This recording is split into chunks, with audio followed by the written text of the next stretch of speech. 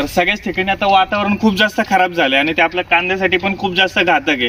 आपल्या कांद्याला ना मवा पडायला सुरुवात झाली आणि कांद्याच्या पात आहेत ना त्या वाकड्या व्हायला सुरुवात झालेली आहे। तर बऱ्याच जणांचे कमेंट आले होते की दादा आहे ना तुम्ही त्यासाठी कोणता स्प्रे घेणार आहे, तर त्याच्यासाठी आपण 2 इन्सेक्टिसाइडचा स्प्रे घेणार आहे।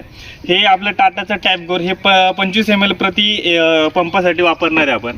त्याच्यानंतर हे आहे आपलं हिट सेलचं इन्सेक्टिसाइड आहे, हे पण 25 ml प्रति पंपासाठी वापरणार आहे। आणि हे फंगीसाइड आहे, हे ॲक्रोलीचं फंगीसाइड आहे, हे 8 ते 10 ग्रॅम पावडर आहे ही आपण प्रति पंपासाठी वापरणार आहे। त्याच्यासोबत आता कांदा हे झालं आपलं इन्सेक्टिसाइड आणि फंगीसाइड, त्याच्यासोबत आहे ना आपल्याला आहे ना याला डोस पण द्यायचा आहे। कशासाठी? कांद्याची पात वाढण्यासाठी, की ज्याला आपण टॉनिक म्हणतो। तर ते कोणतं देणार आहे आपण?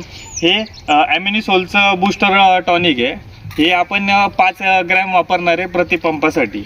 आणि त्याच्यासोबतच हे आहे सी ग्रास जी म्हणून आहे, तर हे 25 ml प्रति पंपासाठी वापरणार आहे। म्हणजे हे आपलं टॉनिक आणि ह्याचा स्प्रे आपण एकत्रच घेणार आहे आणि आपल्या कांद्याच्या वाढीसाठी आणि त्याच्यावरती पडणाऱ्या रोगासाठी ह्या दोन्हींसाठी आपल्याला फायदेशीर होणार आहे।